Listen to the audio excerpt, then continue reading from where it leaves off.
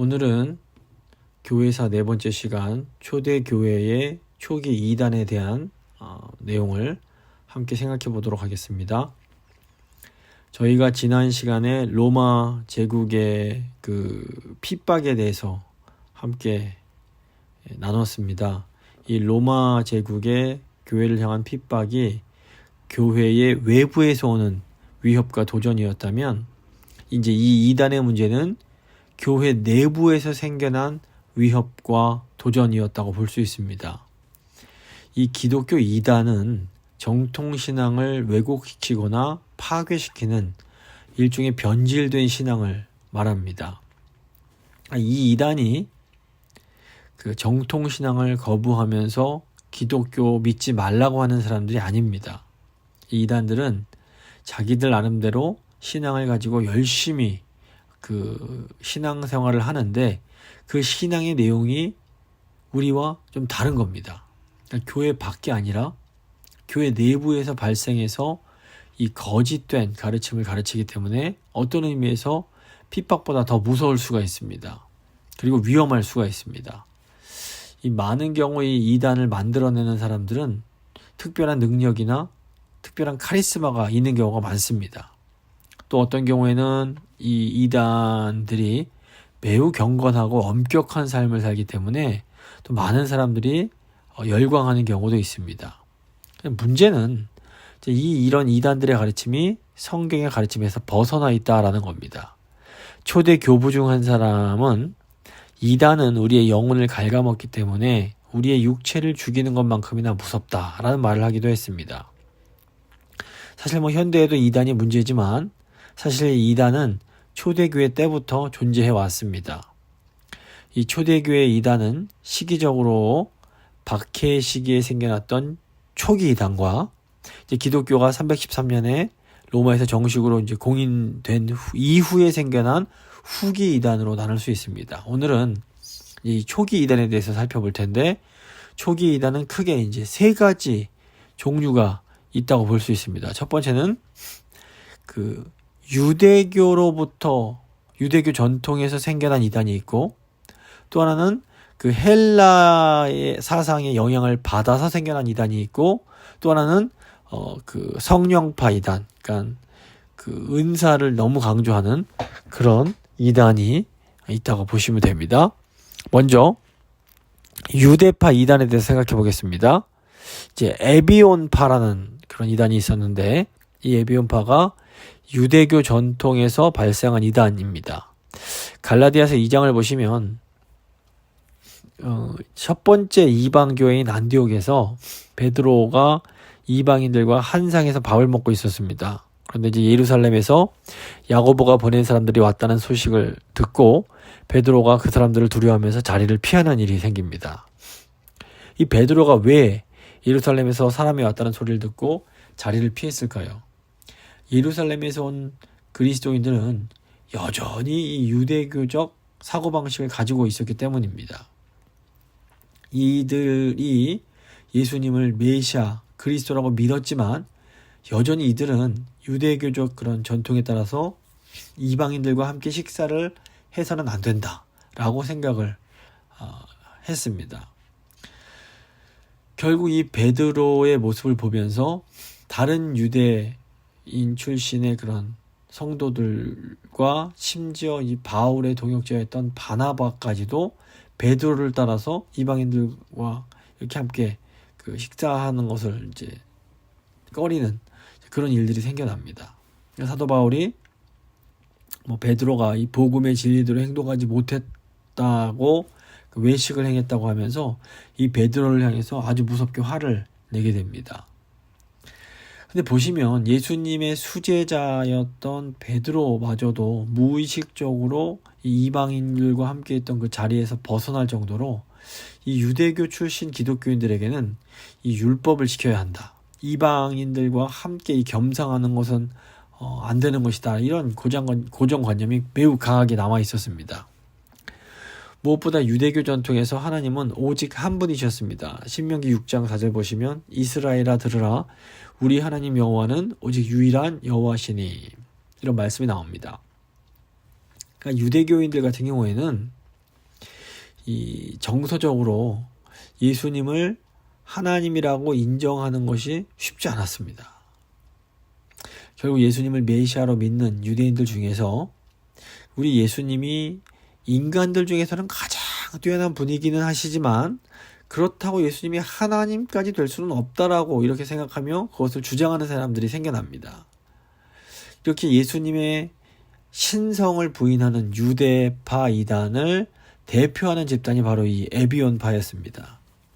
이 에비온은 가난 또는 가난한 사람들이란 뜻으로 주후 70년에 로마에 의해서 예루살렘 성전이 이렇게 함락될 때에 요단 동편으로 탈출한 이제 사람들이 있었는데 이 사람들이 이제 이 에비온파를 이루게 만들어내서 몇백 년 동안 지속을 하게 됩니다.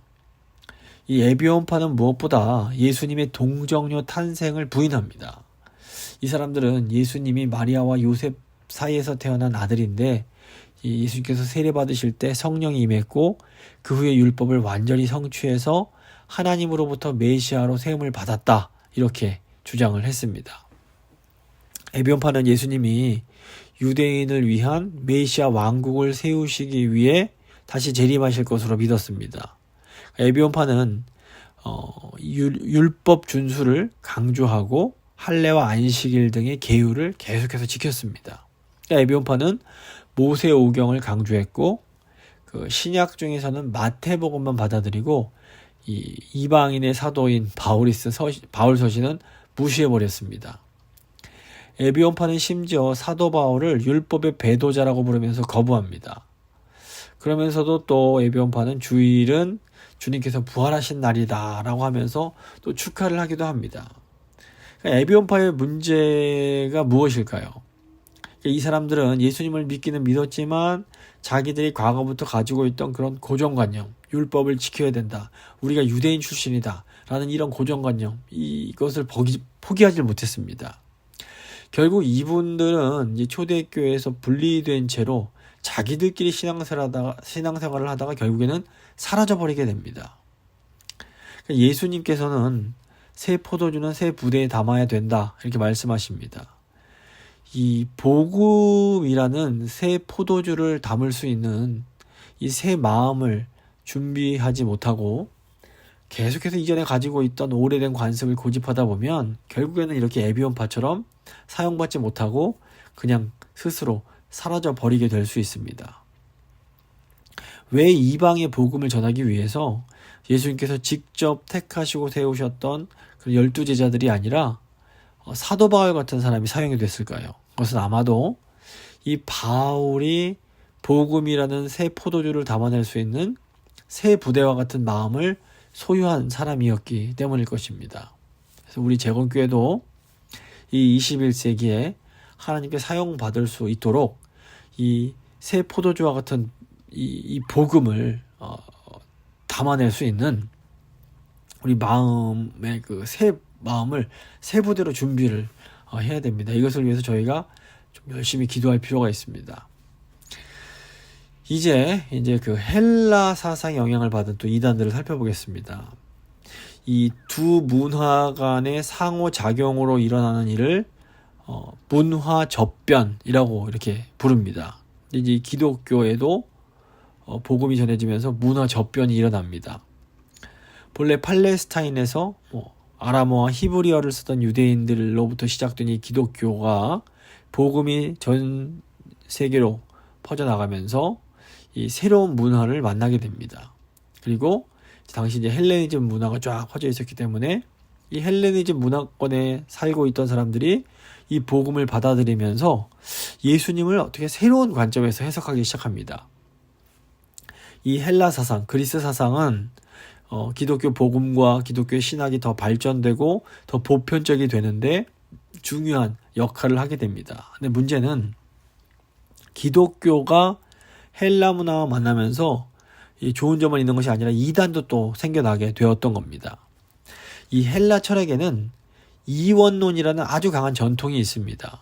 이 이원론은 무엇인가 하면 이 세상이 정신이라는 실체와 물질이라는 실체 두 개로 되어 있으며 이 중에서 정신적인 것만, 오직 영적인 것만 선하고 가치가 있다라는 겁니다.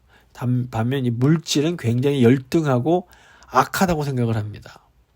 그래서 이런 이원론 쪽 사고에서는 즉 하나님은 순수하게 영적이고 정신적인 존재여야지 물질적인 존재는 될 수가 없는 겁니다. 그래서 이 그리스적 사고에서는 순수한 영혼인 신이 육체, 즉 물질을 입고 인간이 된다는 것은 도저히 상상할 수도 없는 일이었습니다. 그래서 예수님이 정말로 하나님이시라면 예수님이 인간의 몸, 즉 육체로 오셨다는 이 성육신 교리는 도저히 이해할 수가 없고 받아들일 수 없는 것이었습니다. 결국 이 헬라의 이원론에 강한 영향을 받은 사람들 중에서 이 복음을 자기 방식대로 이상하게 해석하는 사람들이 생겨났습니다. 즉 예수님의 성육신을 부정하고 이렇게 예수님의 어떤 영적인 신성만을 강조하는 그런 사람들이 생겨났는데 이들을 이제 영지주의라고 부릅니다. 영지주의자들은 만약에 예수님이 하나님이시라면 그분은 순수하게 영적인 존재여야지 이 육신, 물질이 있으면 안 된다. 육신을 가져서는 안 된다. 이런 식으로 이제 주장을 했습니다. 그래서 유대교에서 발생했던 이단인 이 에비온파가 예수님의 하나님 되심을 부정을 했다면 헬라의 그런 이원론에서 이 발생된 영지주의는 예수님의 그런 인성, 인간 되심의 그런 차원을 부정한 이단이라고 볼 수 있습니다. 헬라적 이원론에 영향을 받은 이제 초대교회 이단이 크게 이제 영지주의와 또 하나 마르시온주의라는 것이 있습니다. 먼저 영지주의부터 좀 자세히 살펴보면 이 헬라적 이원론에 근거한 영지주의는 유대교, 기독교뿐 아니라 저희 동방의 조로아스터교와도 이렇게 또 섞여 있는 그런 특징이 있습니다. 그래서 영지주의는 나스티시즘이라는 그런 그거를 번역한 건데 이 영혼할 때 영자와 알지자 써서 영지주의라고 번역을 했습니다. 그래서 영지주의는 영적이고 천상적인 지식을 통해서 구원을 얻을 수 있다 이렇게 주장을 합니다. 인간의 영혼은 이런 육체라는 감옥에 갇혀서 자아를 망각하고 영적으로 깊은 잠에 빠졌는데 하늘로부터 오는 영적인 지식을 얻으면 자아를 되찾고 구원을 얻게 된다라는 겁니다. 영지주의자들도 표면적으로는 자기들을 그리스도인들이라고 주장을 했습니다. 그런데 이들의 교리는 이 성경의 가르침 자체보다도 헬라 사상을 더 중요하고 근본적인 것으로 생각했기 때문에 이 정통 기독교 신앙에서 많이 벗어나게 됩니다. 언뜻 보자면 이 영지주의가 그 헬라 철학에 기초하고 있기 때문에 더 논리적이고 더 깊이 있고 더 체계적으로 보일 수가 있었습니다. 그래서 당시 지식인들 중에서 이 영지주의를 따라간 사람들이 많이 있었습니다. 영지주의가 기본적으로 세상을 영과 육 두 개로 나누고 영을 중시하고 육을 무시했습니다. 그러다 보니까 이거에 근거해서 아주 다양한 영지주의자들이 생겨납니다. 어떤 영지주의자들은 극단적인 금욕을 주장하면서 이 더러운 육체, 악한 육체를 철저하게 죽이려고 했습니다. 이제 기독교에도 이런 영향들이 이제 영향을 주게 됩니다. 이런 사상들이. 반대로 또 어떤 영지주의자들은 이거 영혼만 중요하고 육체는 전혀 중요하지 않기 때문에 이 육체 갖고 어차피 아무 쓸모없는 육체 갖고 무슨 짓을 하든 아무 상관이 없다. 그러면서 극단적인 또 육체를 가지고 쾌락을 추구하기도 했습니다. 그러니까 아주 극단적인 두 개가 나타나는 겁니다. 이 영지주의는 예수님에 대해서 신이신 예수님이 육체가 있는 것은 불가능하다라고 주장하면서 예수는 순수한 영이며 이 눈으로 볼 때 육체를 입은 것은 그렇게 보이는 것뿐이지 실제로 육체가 있었던 것은 아니다 주장을 합니다. 이렇게 예수님의 육체가 실제가 아니라는 주장을 가현설이라고 부릅니다.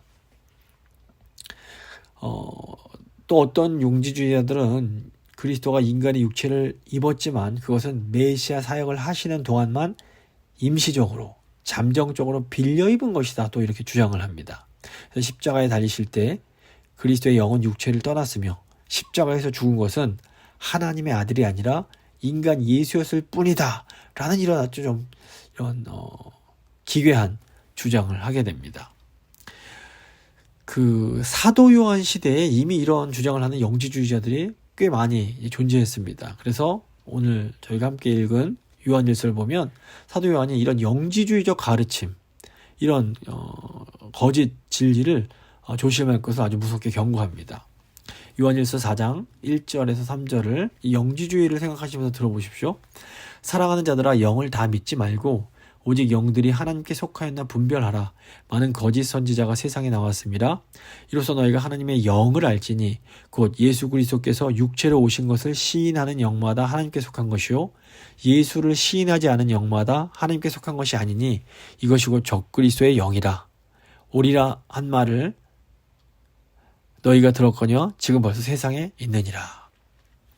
이 영지주의자들은 예수 그리스도가 영적인 존재이지만 그렇다고 하나님과 같은 분은 아니라고 설명을 합니다.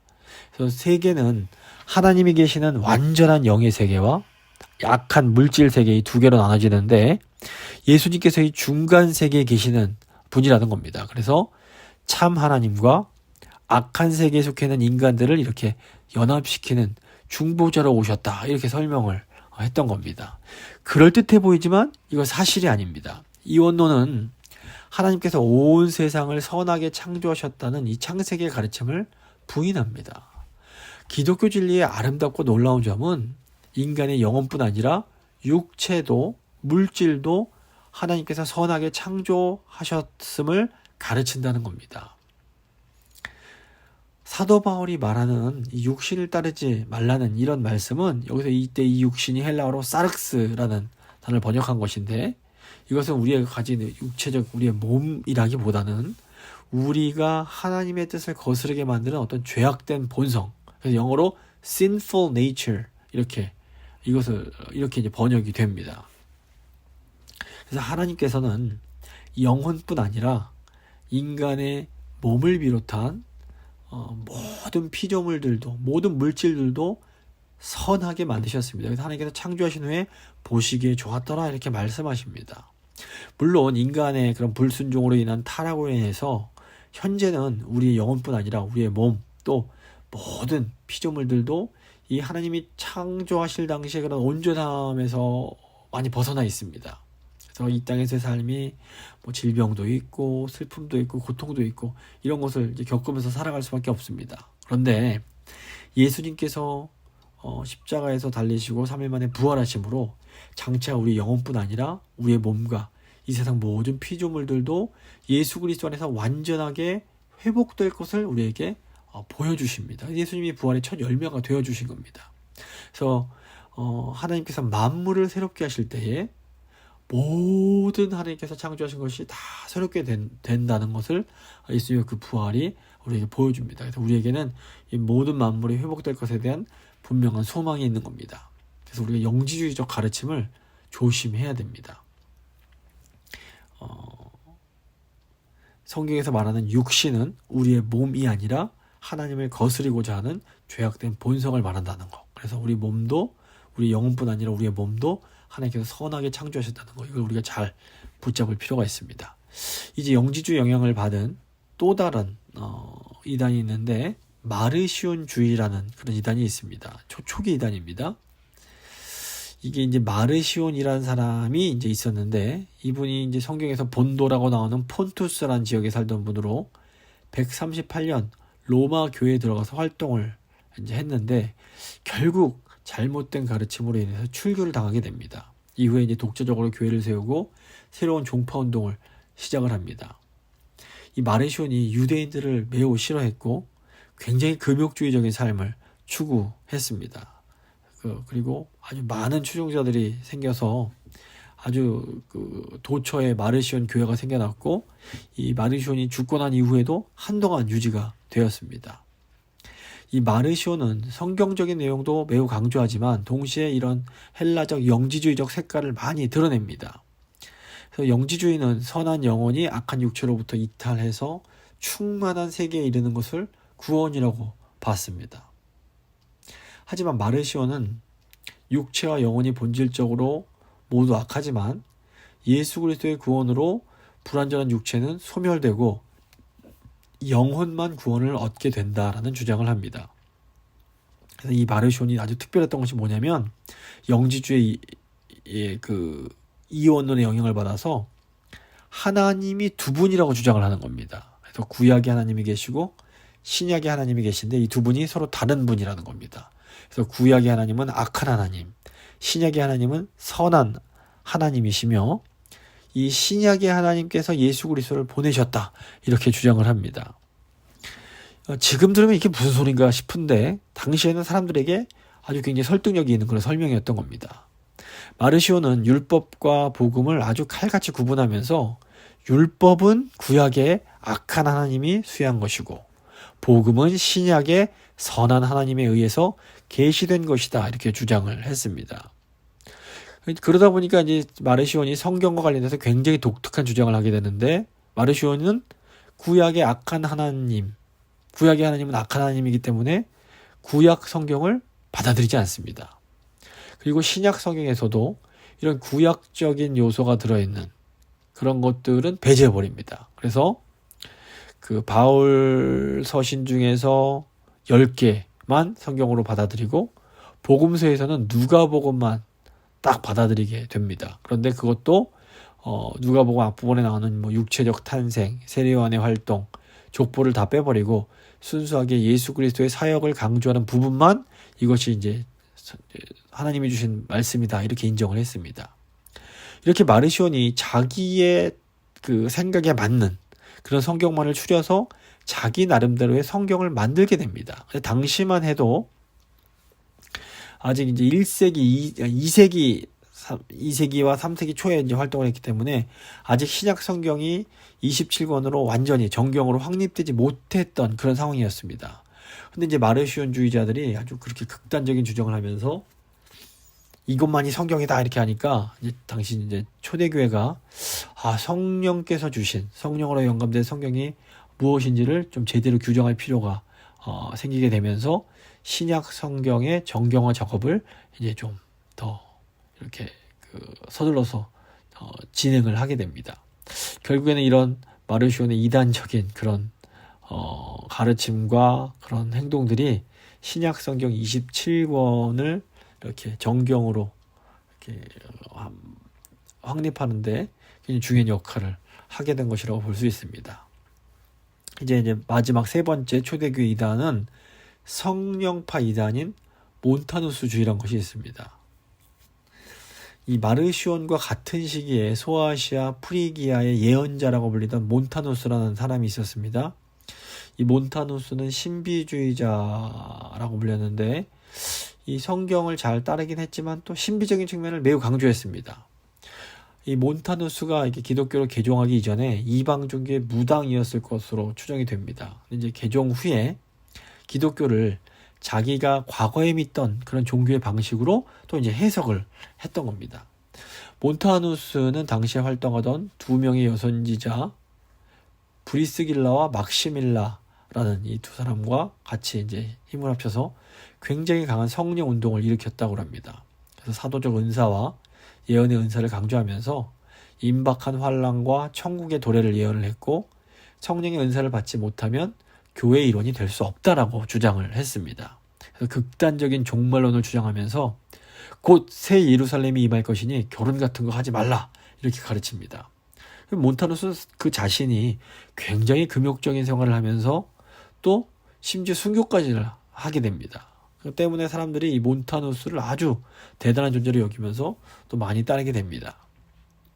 몬타누스가 이렇게 성령의 역사와 신비적인 체험을 강조하는 것까지는 뭐 괜찮습니다. 그런데 이제 몬타누스가 시간이 가면서 정도를 벗어나서 지금도 계시가 계속된다 이런 주장을 하게 되고 자신이 성령의 대변자요 성령의 시대를 대표하는 사람이다 라고 주장을 했습니다. 근데 이게 오늘날 이단들의 논리와 또 굉장히 비슷한 부분이 있습니다. 해 아래 새 것이 없다고 이 지금 이단들이 하는 방식이 과거에 다 이런 이단들이 했던 방식인 겁니다. 몬타누스 주의자들은 교회는 오직 성령의 은혜로 새로워진다라고 강조하면서 초대교회가 세웠던 감독들의 권위를 굉장히 무시합니다. 그러니까 뭐 기존 교회를 요즘에 이단들이 무시하는 거가 굉장히 비슷합니다. 그리고 세례를 줄 때에도 심지어 이제 성부와 성자와 성령 할 때 그 성령 자리에 몬타누스 자신의 이름을 집어넣어서 성부와 성자와 몬타누스의 이름으로 세례를 주노라, 뭐 이런 정도까지 이제 나아갔다고 합니다.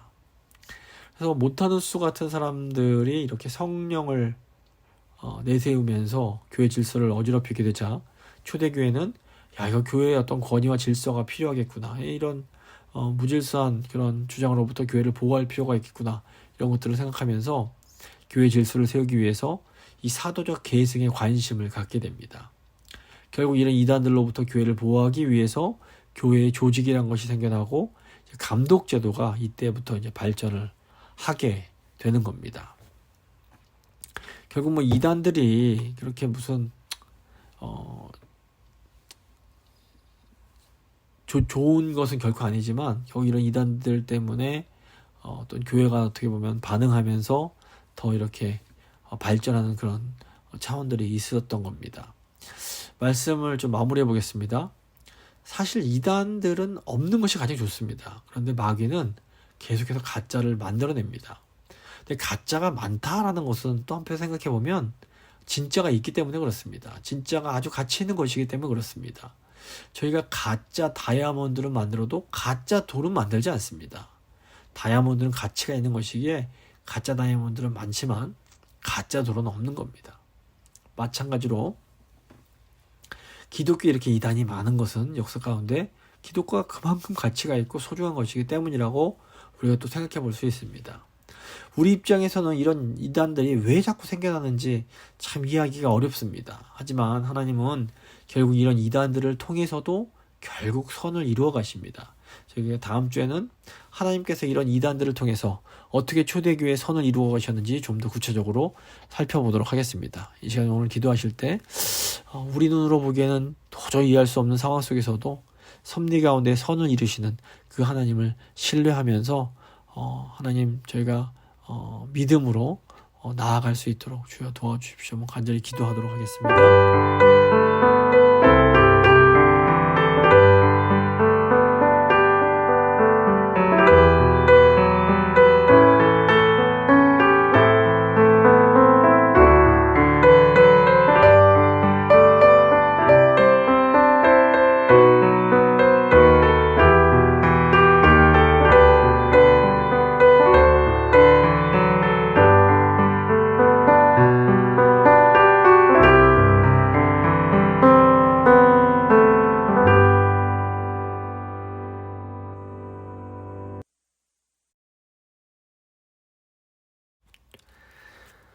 살아계신 하나님 감사합니다.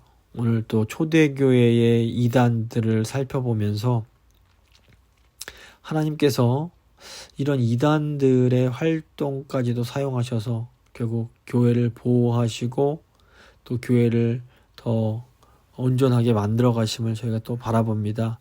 주님, 오늘날에도 저희가 이해할 수 없는 그런 일들이 많이 일어납니다. 하지만 저희가 지금 다 알지 못할지라도 하나님께서 이런 모든 상황들을 통해서 또 하나님의 높은 뜻을 이루어 가시고 하나님의 그 구원의 역사를 완성해 가심을 저희가 믿음으로 바라볼 수 있도록 주여 도와주시옵소서.